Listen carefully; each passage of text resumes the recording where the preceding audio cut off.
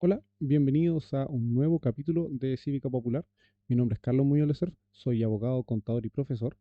Y el día de hoy, así como todas las semanas, vamos a hablar un poquito sobre contingencia política legislativa, contingencia político constitucional. En particular, hoy día tenemos dos temas.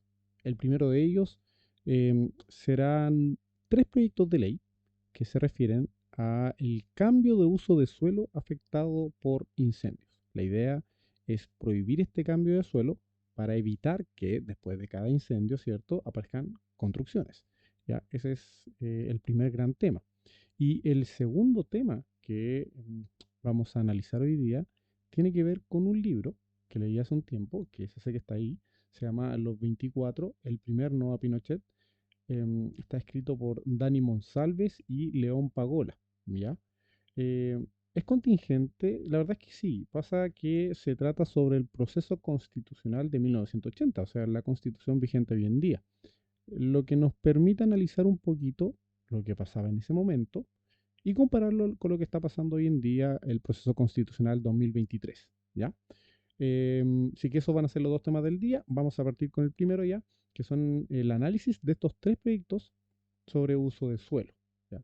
Estos tres proyectos, para que ustedes sepan, lo que van a modificar es la ley 20.283, ¿ya? Que es una ley sobre recuperación del bosque nativo y fomento forestal. Eso es lo que pretenden estos tres proyectos de ley, que tienen diferencias en cuanto a lo que propone, ¿ya? Vamos a ver qué es lo que propone cada uno de ellos, porque la verdad es que en cuanto a fundamento, en cuanto a argumento, los tres proyectos comparten cuál es el análisis país al respecto, ¿ya? Ya vamos a comentar sobre esos argumentos. Les voy a mostrar los proyectos, les voy a hablar sobre los proyectos. Recuerden que este podcast está siendo mostrado en imagen a través de YouTube. Sin embargo, como todo es relatado y como la idea es un podcast, va a estar también en Spotify. Ya, el primer asunto, el primer proyecto se denomina regula los cambios de uso de suelo, ¿cierto? Actos administrativos, subdivisión, urbanización, edificación de terrenos afectados por incendios, ¿ya? Es de diciembre del 2020, vean las fechas, son bastante cercanas. De hecho, el siguiente proyecto se llama Modifica diversos cuerpos legales para establecer prohibiciones y obligaciones respecto de terrenos afectados por incendios forestales. Del 19 de enero del 2021, o sea, estamos hablando de un mes de diferencia. Y de la misma fecha encontramos otro proyecto que se llama Modifica la Ley 20.283, que fue la que le hablé al principio, sobre recuperación del bosque nativo y fomento forestal, para establecer deberes, exigencias, prohibiciones en relación a incendios forestales y los terrenos siniestrados. Son tres proyectos, tienen distintos diputados a cargo, ¿ya?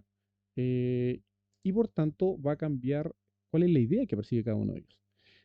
¿Por qué es interesante en este momento? Bueno, bien, sabemos que en este momento hay un incendio en el sur de Chile que no ha podido ser apagado, ¿ya? Y por lo que dicen, va a poder ser controlado recién la primera semana de marzo, segunda semana de marzo, completamente. ¿Ya? No es una situación nueva, ¿ya? En Chile suele pasar. Las regiones más críticas, esto lo realiza el análisis, estos tres proyectos, em, las regiones más críticas en materia de incendios forestales son la región de Valparaíso. Yo vivo en Viña del Mar, ¿cierto? Hace poquito tuvo un incendio a un par de kilómetros de aquí, que fue un incendio que, si bien tomó cerro en la parte forestal vegetal, también tomó la zona urbana, quemando muchas casas. También las zonas más afectadas son la región del Biobío y la región de la Araucanía, ¿ya? Entonces, principalmente estos proyectos van a ello, ¿ya? Van a esas zonas, sin embargo, obviamente son aplicables para todo el país. Em, entonces, si bien actualmente hay un incendio forestal de proporciones en el sur, además pasa que pronto, muy pronto, se va a discutir en la Cámara de Diputados estos tres proyectos que se juntaron para ser discutidos por la misma comisión, ¿ya? Porque van a lo mismo, van al mismo objetivo, lo que pasa es que la forma o la normativa que plantean, claro, son muy distintas.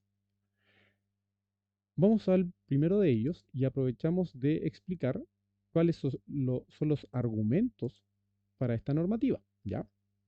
Y el primero de ellos es, cronológicamente hablando, el de diciembre. del 2020.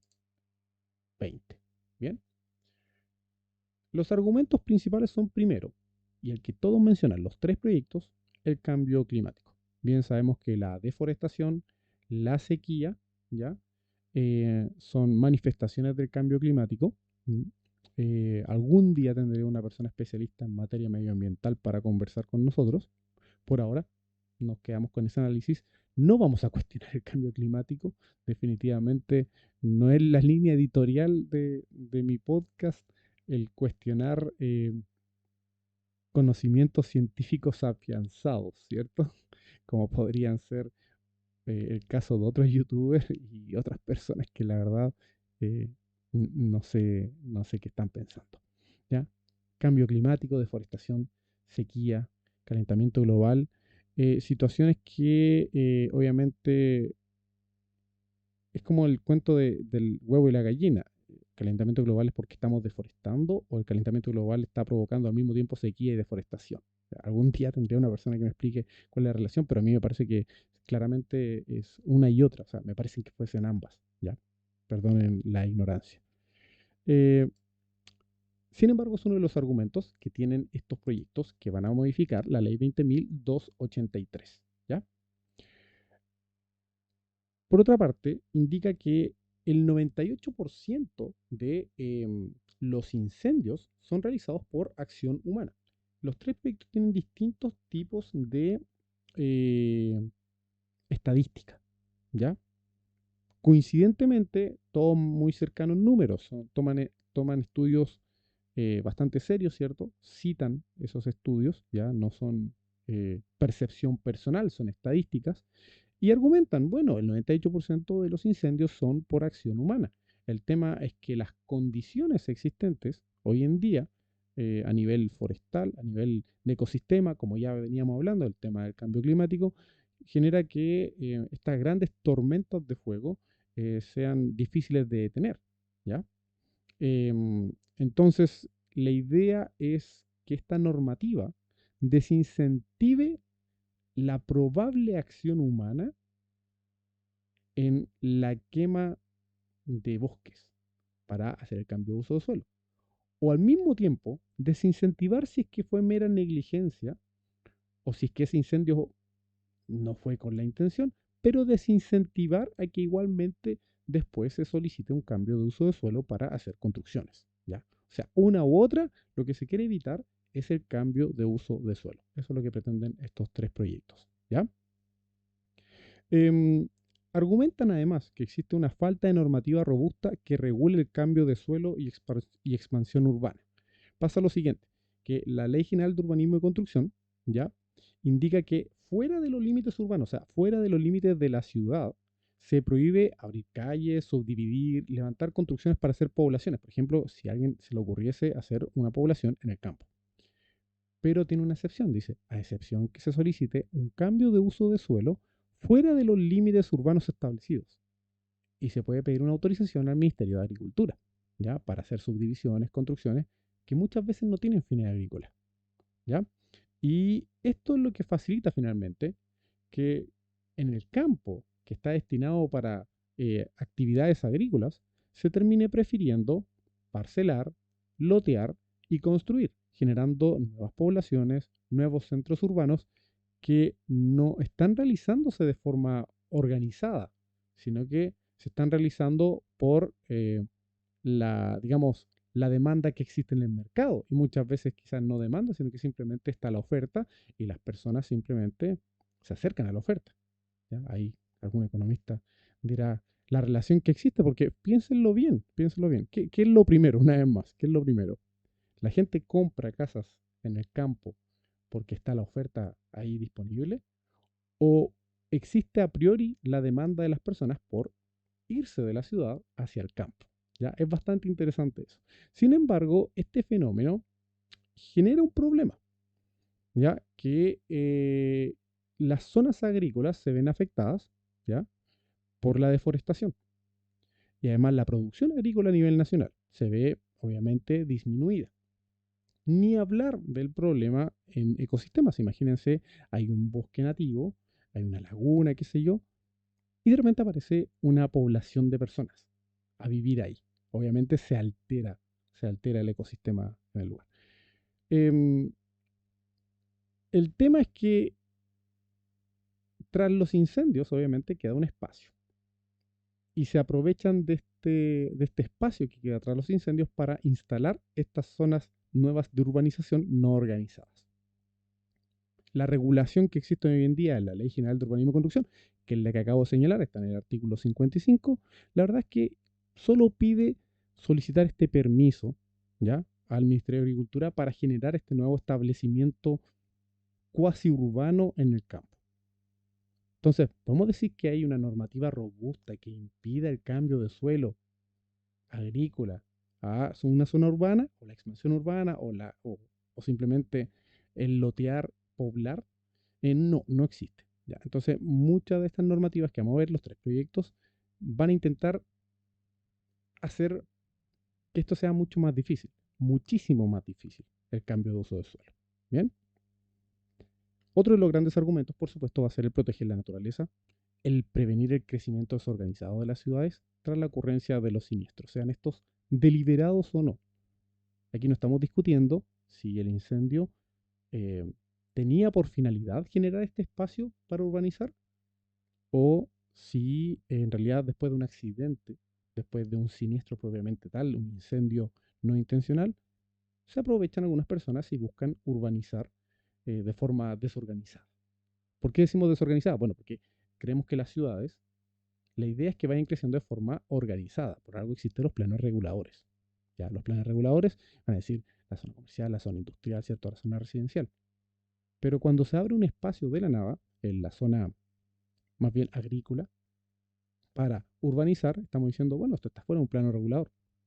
Piden un permiso, se lo autorizaron y se creó un nuevo núcleo de población. ¿Ya?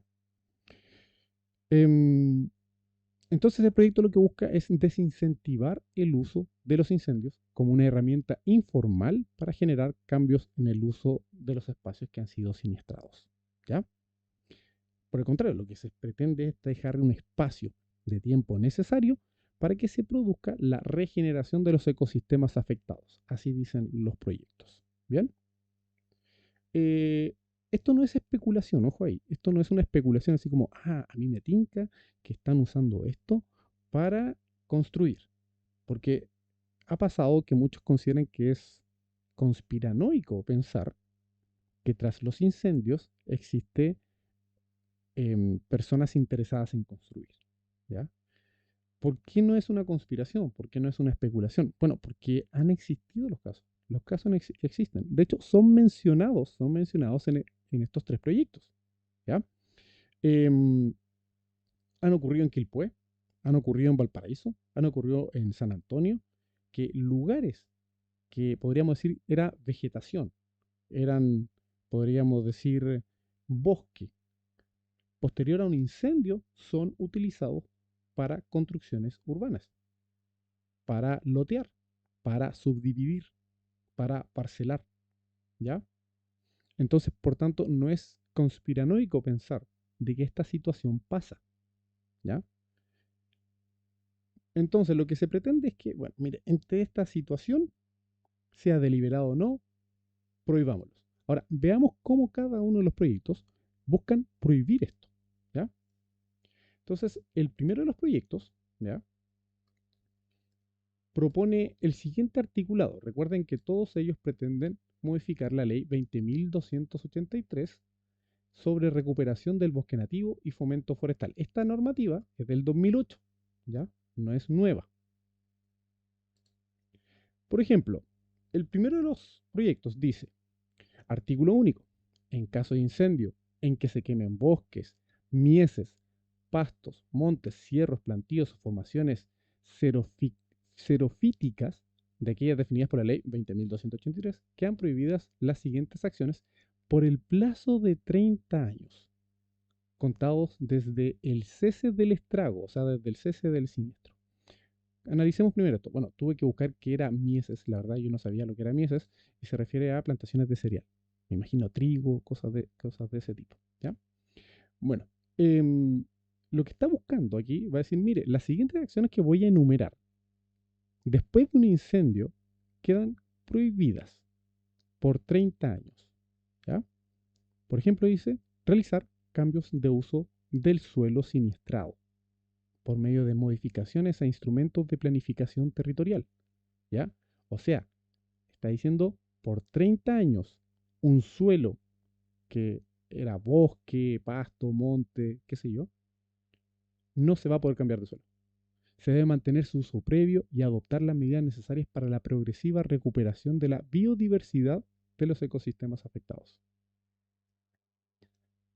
También busca prohibir, por 30 años, la solicitud y concesión de permisos de edificación, subdivisión, loteo o urbanización predial y de construcciones en los terrenos que fueron parte de la superficie incendiada, exceptuando aquellas vinculadas con edificaciones existentes antes del siniestro, o sea, recuperar una construcción que estaba ahí.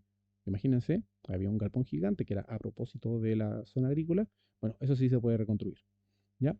Pero también aquellas que se marquen dentro de un proceso de partición hereditaria.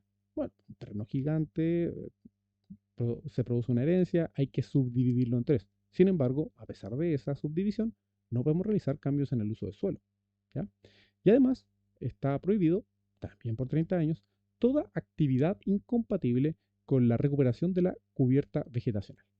Entonces, como podemos ver, este ya primer proyecto me está diciendo, mire, por 30 años tiene que estar protegido el uso de suelo, tiene que estar protegido para que se restablezca la biodiversidad y los ecosistemas afectados.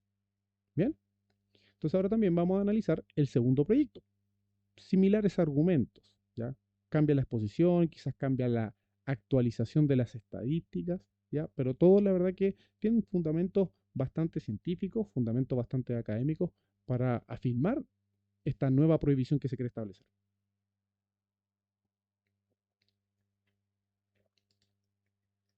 ¿Ya? Aquí tenemos el segundo proyecto que va a decir lo siguiente. Vamos buscando el articulado.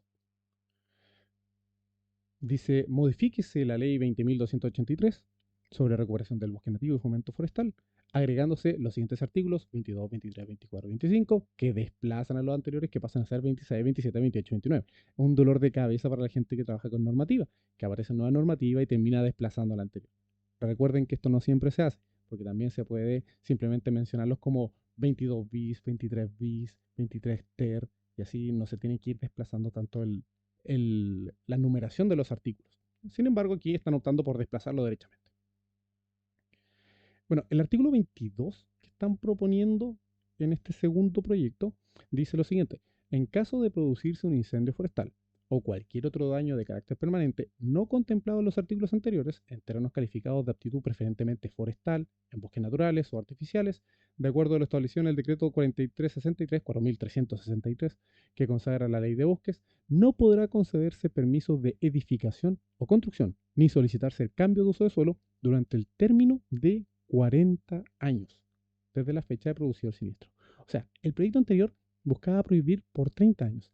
Este proyecto busca prohibir edificación, construcción, cambio de uso de suelo por 40 años. ¿Ya? Es muchísimo más fuerte, bueno, y trae una normativa muchísimo más larga con más detalles. ¿Ya? Pero para que vean, nos quedamos con eso. Este está prohibiendo por 40 años. ¿Ya? Ahora veamos el siguiente proyecto, el tercer proyecto. Y hay que ubicar la normativa que propone.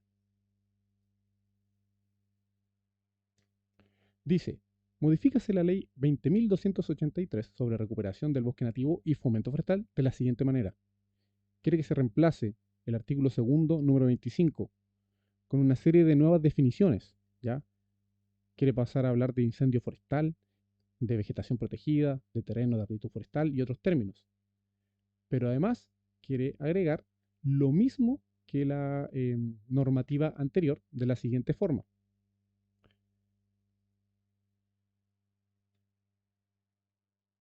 Una prohibición de 50 años contados desde el cese del incendio forestal para los casos mencionados en el inciso anterior. Yo le voy a mencionar los casos.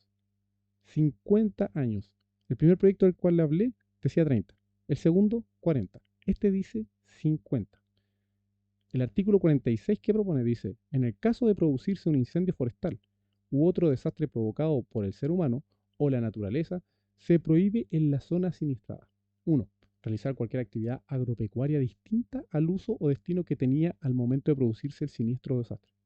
2. Cambiar el uso de suelo. 3. Conceder permisos de construcción, alteración o ampliación de edificios u obras de urbanización de cualquier naturaleza. 4. Desafectar un terreno declarado forestal de acuerdo con lo establecido en el artículo 13 del Decreto Ley 701 por 50 años. Entonces, como pueden ver, los tres proyectos que van a entrar en discusión ahora y que con el tema del incendio del sur que está en este momento, van a estar en la palestra, buscan lo mismo, evitar cambios de uso de suelo principalmente, evitar construcciones, evitar edificaciones, evitar subdivisiones, evitar loteos, pero por distintos periodos y con distintas formas y detalles. 30, 40 y 50 años. Van a existir ambas posturas, van a decir 50 años es excesivo, uno nunca sabe lo que puede pasar en 50 años, ¿ya? Quizás necesitemos esa porción de terreno para otras funciones, quizás tenga que pasar, no sé, una carretera, un tren, quizás tenga que construirse algo ahí en particular, en una industria en particular. Ahora, argumentos a favor y argumentos en contra. A favor, bueno, es que hay que desincentivar la posibilidad de incendios, hay que desincentivar el crecimiento desorganizado de la ciudad. Y tiene que ser un desincentivo fuerte, 30, 40 o 50 años, ¿ya? Sin embargo, esto, bueno, esto está en normativa legal. La verdad es que uno podría decir, ojalá fuesen 50 años, qué sé yo, pero si en 10 años más se les ocurre realizar una modificación legal para reducir estos plazos ya establecidos, igualmente lo van a poder hacer, ¿ya? Obviamente va a ser un poco más difícil porque van a tener que lograr eh, la, digamos, los quórum de aprobación. No va a depender de una sola autoridad, va a depender de las cámaras o el poder legislativo que exista en la época, ¿ya? Entonces, la verdad es que se presenta como algo interesante la protección de 30, 40 o 50 años, ¿ya? Es una protección actual, en el sentido que si se aprueba, por varios años no van a lograr cambiar el uso del suelo por incendios. O sea, a futuro, existiendo fuertes argumentos, recién ahí podrá discutirse quizá nuevamente de forma legislativa para generar alguna excepción nueva o para modificar este tipo de normativa, ¿ya? Por tanto, va a ser interesante la discusión. Los detalles probablemente van a haber, obviamente, posturas en ambos sentidos, así que atentos a lo que se viene en las próximas semanas a propósito de la discusión y que en definitiva hay que decirlo, afecta a una gran porción de la población chilena, ¿ya? Eh, ya sea que esté cercana a una ciudad o incluso podríamos decirlo más lejano, más campo, ¿ya?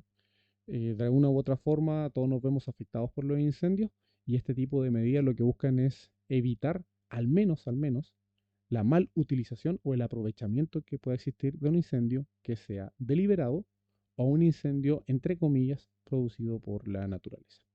Bien, con eso terminamos el primer tema del día de hoy. Bien, así como les adelanté, el segundo tema del día de hoy va a ser el análisis al libro Los 24. Lo tengo ahí en muestra del fondo. ¿Ya? Los 24, el primer Noa Pinochet. ¿Ya? Está escrito por Dani Monsalves y León Pagola. Em, Vamos a decir cosas buenas, unas críticas pequeñas, ¿cierto? Y algunas conclusiones. Lo primero que hay que mencionar que es un libro para todo público, ¿ya? Es un libro que realmente está escrito en un lenguaje entendible, un lenguaje bastante fácil de comprender. Se entiende que quienes lo están redactando son historiadores y no son abogados. Si fuesen escritos por abogados, la verdad es que sería un poquito difícil de comprender para el público general. Imagínense que yo estoy intentando realizar un trabajo, un gran esfuerzo por aterrizar un lenguaje que de por sí uno va tomando con los años y que suele ser complejo, ¿ya? El problema además que más encima hay gente que le gusta parecer que habla enredado. La verdad es que no tiene nada de útil, no tiene nada de útil, ¿ya? Hay que esforzarse por hablar en un lenguaje más comprensible para la mayoría de las audiencias. Este libro hace eso. Este libro hace eso, utiliza un excelente lenguaje, lo cual se agradece. Por tanto, si bien trata un tema constitucional, un tema normativo, no se identifica por tener un lenguaje jurídico especializado. Es más, va a aterrizar algunos conceptos, ya sean políticos, legislativos, constitucionales, históricos, va a explicarlos, los va a aterrizar, ¿ya? Son conceptos que quizás no están en el diario hablamiento de las personas, pero la verdad es que son bastante útiles para comprender lo que sucedió en esa época. Por ejemplo, habla sobre la doctrina de seguridad nacional, que por si no lo saben, tarea para la casa, o lo pueden leer en el libro, ¿cierto? Y la idea de democracia protegida. Eh, yo les he hablado mucho de democracia protegida últimamente en distintas publicaciones de Instagram, a propósito del proceso constitucional 2023, ¿ya? Puede que saque alguna publicación sobre democracia protegida, puede que los invite a leer el libro sobre lo que dice democracia protegida ahí, ¿cierto? Pero es un concepto que nos ayuda mucho a comprender lo que está pasando en el 2023 y para discutir finalmente, bueno, ¿estamos frente a una democracia protegida o no? ¿Ya? A propósito de lo que pasó en 1980. Em, el libro consta como de un poquito más de 100 hojas, ¿ya? La mitad, al menos, hay que decirlo, es una introducción, es el contexto, es lo que estaba pasando en el momento, desde el 73 al 80, ¿ya? Em, y se agradece que sea así, la verdad, porque le estoy diciendo, el libro es para todo público. Difícil sería si es que inmediatamente nos ponen a hablar, bueno, que no se estuvo 24 constitucionalistas y sobre qué estaban hablando. No, hay que hacer una introducción, hay que explicar lo que estaba sucediendo. Y la mitad del libro se trata de explicar eso, para recién después, como en la mitad del libro, decir, ya mire, con motivo de esta situación constitucional que estaba dándose en dictadura, surgen 24 nombres, ¿ya? Que buscarán oponerse de distintas formas y de distintos pensamientos a la constitución que buscaba crear em, la dictadura cívico-militar, ¿ya? A través de la Comisión Ortuza, ¿cierto? La Comisión de Estudios para Nueva Constitución de aquella época. ¿Bien? Así que gran introducción para finalmente llegar al tema propiamente tal de los 24. Se agradece también ese elemento, ¿ya? ¿Saben qué más se agradece del libro? Que tiene excelentes fuentes actuales, pasadas, están las citas correspondientes. Se nota que son académicos quienes lo estudian. Los estudiantes normalmente se quejan cuando a uno le pide fuentes y citas. Pero, ¿qué significan las fuentes y citas? Bueno, significa que se investigó, significa que se leyó, que se consideró material, ¿ya? Y que además la persona interesada al leer algo va a poder seguir investigando, va a poder seguir leyendo, va a poder ir saltando de libro en libro, de artículo en artículo, para obviamente hacer más integral su estudio. Ya, así que excelente que tenga hartas fuentes, hartas citas. em, y algo genial que tiene el libro, tiene códigos QR, ¿ya? Porque si usted le escanea ese código QR, lo va a redirigir a un video. Y ese video puede ser el discurso, por ejemplo, de Frei Montalva o un discurso de otra autoridad o de otro profesional de la época, otro académico. Entonces no solo va a citar libros, artículos, sino que además cita, em, cita videos, material videográfico, ¿ya? Lo envía directamente al link de YouTube y va a poder mirar el discurso de primera fuente. O sea, qué mejor que ver ahí a la persona, al político hablando sobre tal tema que nos está diciendo el libro.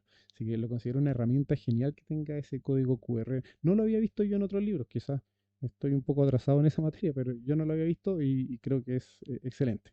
¿Ya?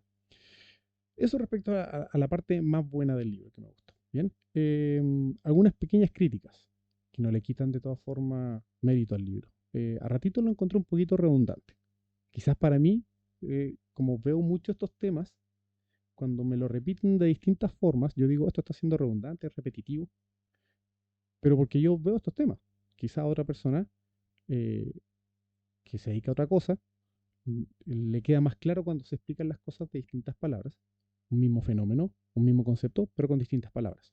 Quizá eso sea útil. De hecho, yo mismo utilizo esa herramienta cuando hago publicaciones, cuando hago clases o cuando hago el podcast. Como que explico las cosas de ida y de vuelta, de una forma u otra. Porque entiendo que, bueno, distintas personas pueden entender las cosas, digamos, utilizando distintos recursos. Pero claro, cuando yo leo las cosas, quizás lo encontré redundante.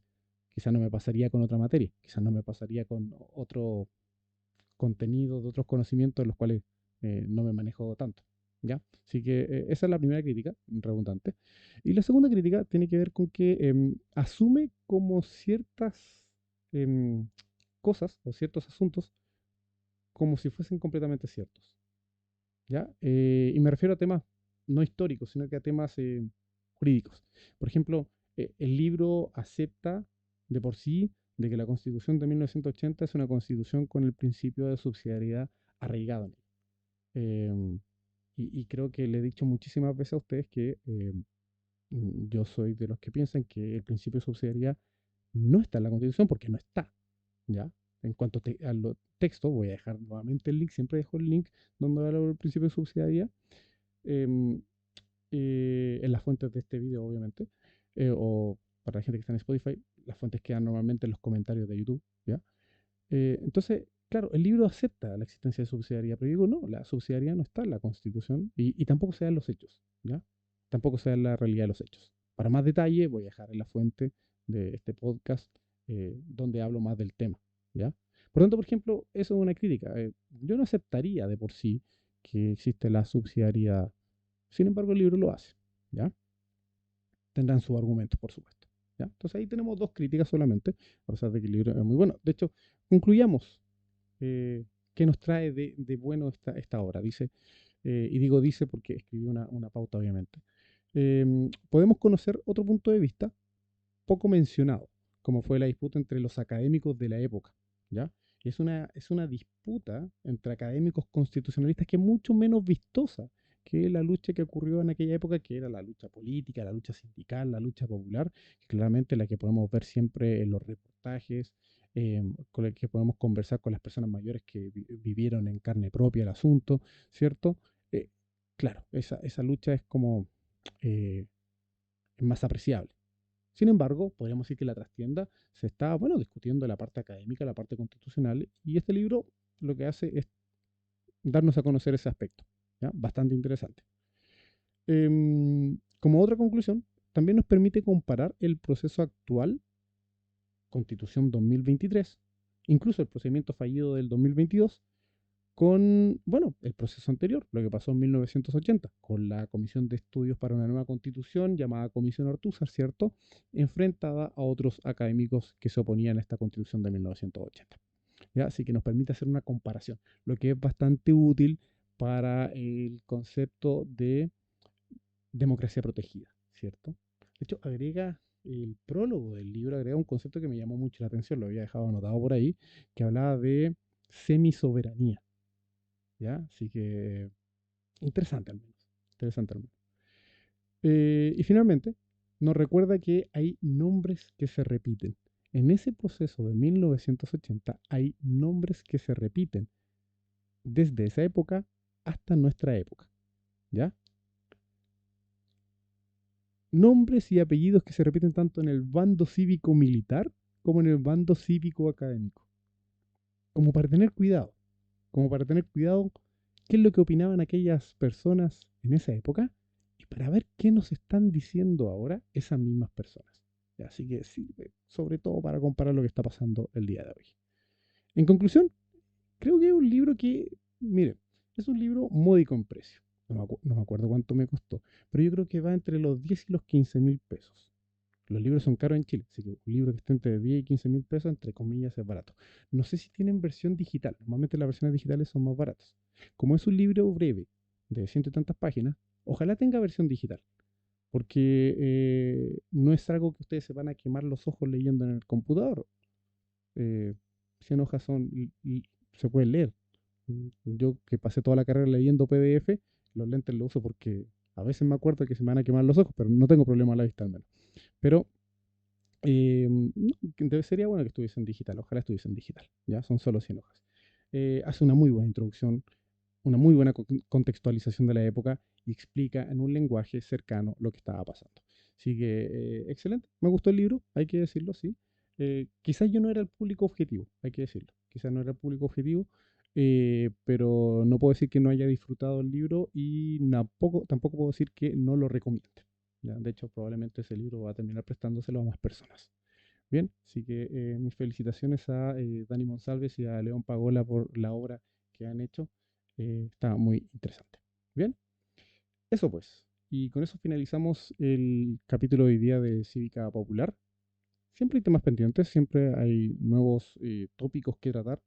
Tengo que ir adaptando disponibilidad, si es que quiero que me acompañe alguna persona en este podcast, algún invitado, invitada.